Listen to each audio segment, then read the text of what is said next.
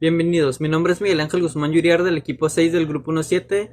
El resto de mis compañeros son Diana María Redondo González, Mariana Elizabeth Castro Valdés, Alessandra Nicole García Rodríguez, Irvin Alfredo Pereira Villanueva y Dana Paolas Torres Díaz.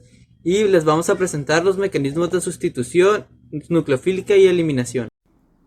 Yo voy a hablar sobre la sustitución nucleofílica bimolecular, bien conocida como SN2. El mecanismo consiste en el ataque del nucleófilo al carbono que contiene el grupo saliente. En este caso, el nucleófilo sería el ion hidroxilo y toda la molécula que observamos en la presentación sería el sustrato, donde vemos que el carbono principal está enlazado al bromo, que es el halógeno o el grupo saliente. Al mismo tiempo que ataca el nucleófilo, se produce una ruptura entre el enlace de carbono halógeno, obteniéndose el producto final. Podemos observar que como va atacando el nucleófilo, se va formando un enlace entre este mismo y el carbono, y al mismo tiempo se va rompiendo el enlace carbono halógeno. Y tenemos como producto final un alcohol. De la cinética podemos destacar que la velocidad de una reacción SN2 es de segundo orden, ya que la etapa limitante depende de la concentración del nucleófilo, así como la concentración del sustrato. Podemos observar en la fórmula que nos confirma que efectivamente sí depende de estos dos factores. Las reacciones SN2 son favorecidas generalmente en halogenuros de alquilo primarios o secundarios con un solvente aprótico. Se llevan a cabo a una velocidad despreciable en los halogenuros alquilos terciarios debido al impedimento estérico, lo que significa que los alquilos enlazados al carbono no dejan un suficiente espacio para que el nucleófilo interactúe con este mismo carbono, y de esta manera casi no suceden ese tipo de reacciones en los halogenuros de alquilo terciarios. Durante el transcurso de la reacción, los reactivos aumentan su energía hasta alcanzar el estado de transición, como se puede observar en la gráfica, formándose el complejo activado. En este punto, el enlace carbono-nucleófilo está medio formado y el enlace carbono-halógeno está medio roto. De la estereoquímica podemos decir que el ataque del nucleófilo al carbono que contiene el grupo saliente puede ocurrir de dos formas distintas. El primer caso sería el ataque frontal, donde el nucleófilo ataca o se aproxima al sustrato por el lado donde se encuentra el halógeno, tomando el lugar que antes ocupaba este halógeno, lo que provoca que se mantenga una configuración, o sea que tenga una retención de configuración. Como podemos observar en la primer molécula, tiene una configuración S, y en el alcohol como producto también tiene una configuración S. El segundo caso sería el ataque dorsal, donde el nucleófilo se aproxima al sustrato por el lado opuesto donde se encuentra el halógeno, como si fuera un ataque de espaldas, y esto provoca una inversión de la configuración. Como podemos observar, en la primera molécula tiene una configuración S y en el alcohol como producto tiene una configuración R, lo que significa que se invirtió. El ataque dorsal es más favorable que el frontal debido a las repulsiones entre el nucleófilo y el halógeno entre sí. La cara opuesta al grupo saliente, es más accesible para el nucleófilo. Y pues podemos decir que la SN2 es una reacción estereoespecífica, ya que forma solamente un estereoisómero. Hola, yo les voy a hablar sobre la reacción SN1, una reacción de sustitución nucleofílica unimolecular, en la cual el paso de determinación de velocidad involucra un componente. El nombre de esta reacción se obtiene debido a S de sustitución, N de nucleofilio y 1, que indica el orden cinético de la reacción o número de componentes de reacción involucrados en el paso limitante de la velocidad. Las reacciones SN1 son reacciones unimoleculares de dos pasos y se necesita de un carbocatión de intermediario.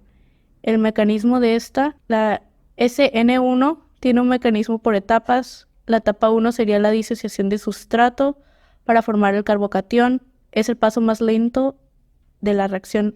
La etapa 2 es el ataque del nucleofilio al carbocatión formado.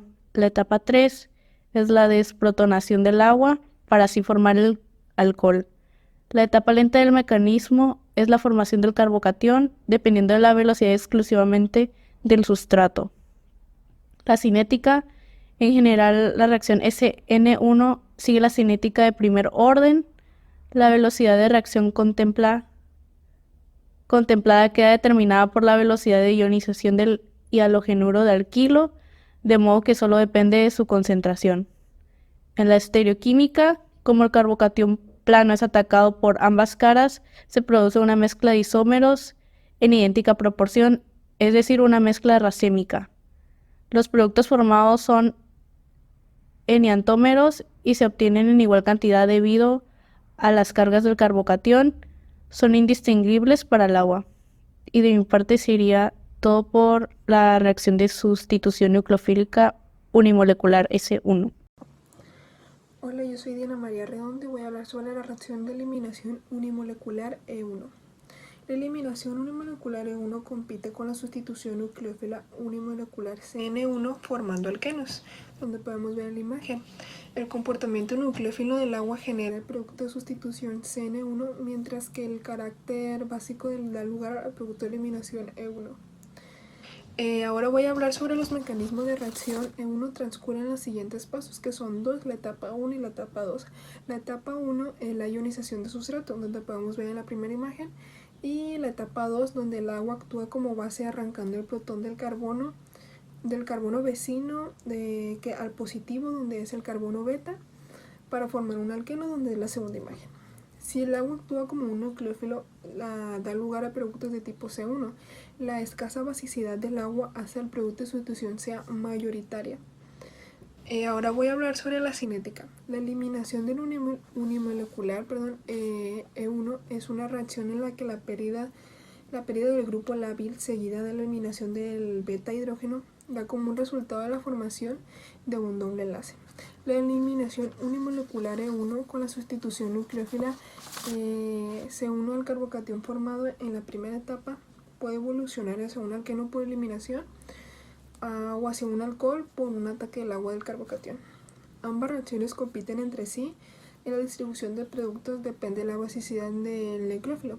A mayor basicidad se obtiene un mayor porcentaje de eliminación. En el caso del agua, que es una base muy débil, del producto de eliminación es muy minoritaria, predominadamente al producto de sustitución. También la velocidad depende de la concentración del sustrato y le influye en ella la concentración de la base. Por último, voy a hablar sobre la estereoquímica. No requiere ninguna geometría particular al transcurrir a través del ion. Bueno, por mi parte sería todo. Muchas gracias. Ahora yo les voy a explicar las reacciones de eliminación bimolecular E2. Comenzaré con el mecanismo. Al principio de esta reacción debemos de tener un grupo RH, o sea un halogenuro de alquilo, que va a reaccionar con una base fuerte y nos va a dar como producto orgánico principal un alqueno. La manera en la que esto ocurre es que la base va a llevarse un hidrógeno del carbono beta, se va a formar un doble enlace entre el carbono beta y el alfa, y al mismo tiempo se va a perder el grupo saliente, que en este caso podría ser un halógeno. Aquí tenemos un ejemplo. La molécula inicial que tenemos es un 1-cloroetano. Va a reaccionar con un anión de boro. El anión de boro se va a llevar al hidrógeno que está conectado al carbono beta y al mismo tiempo se va a generar un doble enlace entre el carbono beta y el carbono alfa, y por lo tanto, como un carbono no puede tener 5 enlaces, simplemente se va a desprender el cloro unido al carbono alfa. Esto ocurre por la cinética de las reacciones E2. Uno de los requisitos es que el hidrógeno y el halógeno tienen que estar unidos a carbonos adyacentes y en lados opuestos.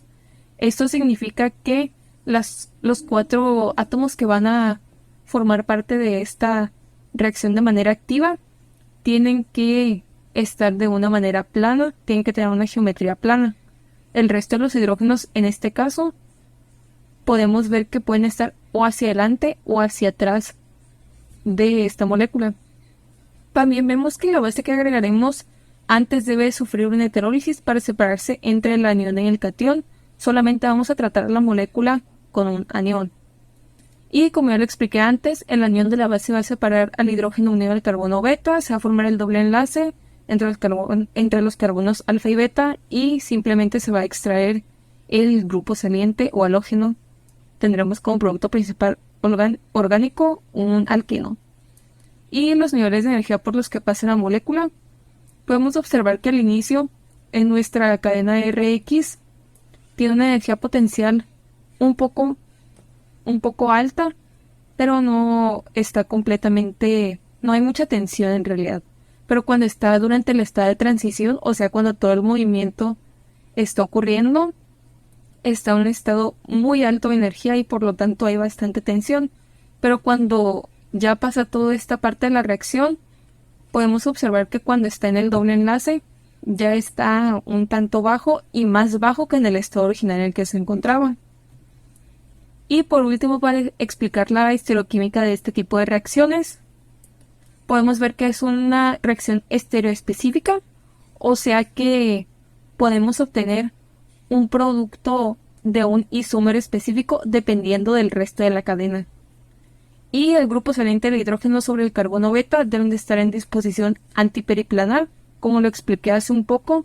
Aquí podemos observar una proyección de Newman, que en el carbono alfa está unido el grupo saliente o halógeno, que está hacia abajo, y en el carbono beta está unido el hidrógeno, que está hacia la parte de arriba. Pueden estar también invertidos, que el halógeno esté hacia arriba y el hidrógeno hacia abajo, pero no pueden estar en el mismo lado. Y también tenemos que la estereoquímica del doble enlace, si se va a formar un isómero Z o E en el alqueno, depende de la estereoquímica del grupo RX, o sea, con la molécula que comenzamos. Y si este es diestereomérico. Puede ser diestereomérico, o sea que obtengamos dos productos orgánicos principales, uno con cada isómero, si ambos de los carbonos con los que ocurre esta reacción, o sea el alfa y el beta, son centros quirales. Y una gran diferencia que esto tiene con los tipos de reacciones E1 es que no existe un carbocatión. Y por último, aquí podemos observar un ejemplo. Comenzamos con una molécula de 1-bromoetano, lo vamos a hacer reaccionar con un ion hidróxido y vamos a observar que el hidróxido se va a llevar a uno de los hidrógenos que están unidos al carbono beta. Al mismo tiempo se está generando el doble enlace junto con el carbono alfa y simplemente el bromo sale de la molécula y vamos a obtener un eteno. Finalmente, a modo de conclusión de los mecanismos de sustitución nucleofílica 1 y 2, haré un resumen comparando a ambos mecanismos. Para comenzar la comparación, SN1 se refiere que es sustitución unimolecular y SN2 se refiere que es bimolecular. En SN2 se lleva únicamente en una sola etapa y SN1 se lleva a cabo en dos etapas, donde la primera etapa es la determinante para el proceso. La fuerza del nucleófilo en SN2 tiene que ser fuerte, mientras que en SN1 no parece importar la fuerza, pues se lleva de igual manera.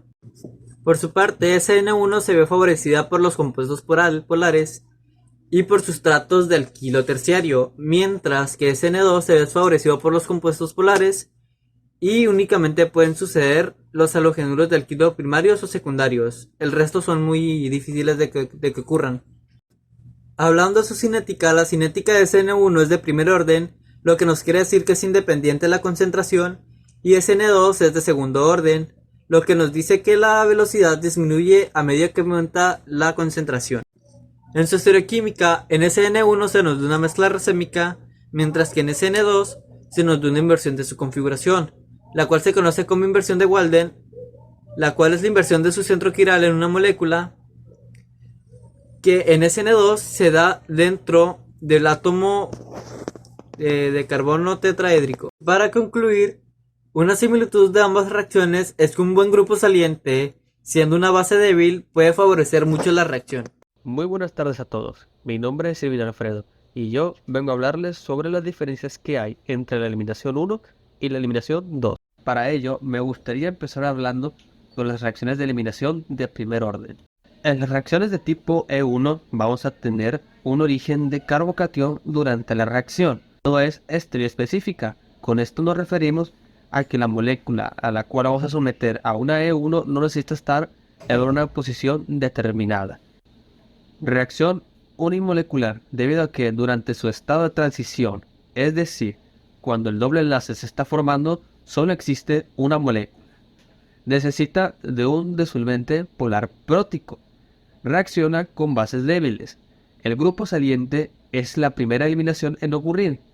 El enlace doble puede girar antes de ser formado. ¿A qué nos referimos con esto? Cuando el grupo saliente se va de la molécula junto con sus electrones, en el enlace que queda el carbocatión con el carbono o con el hidrógeno adyacente del cual la base va a eliminar, puede girar. Y al ocurrir esto, vamos a poder tener como resultado dos productos, un producto cis y un producto trans, debido a esta rotación que puede o no puede ocurrir en igual medida. Y por último, ocurren dos fases: la salida del grupo saliente de la molécula y la rápida, la cual será definida como la formación del doble enlace. Ahora pasaremos a hablar de las eliminaciones de segundo orden, o también conocida como eliminación E2. En una reacción de tipo E2 no hay un carbocatión o una molécula intermediaria durante la reacción. La molécula debe de estar en una posición anti, es decir, vamos a hablar de una reacción estereoespecífica. Si esta molécula no se encuentra en la posición anti, no podrá ocurrir una reacción de tipo E2.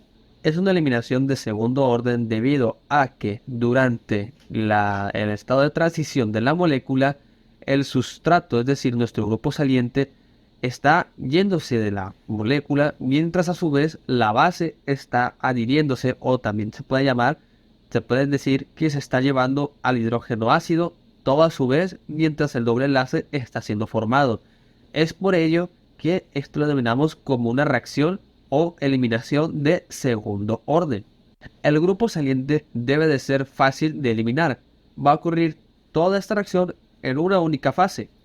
Requiere de bases pequeñas y necesariamente que sean fuertes, bases fuertes, para que esta eliminación de tipo 2 pueda ocurrir, y estar en un disolvente polar aprótico.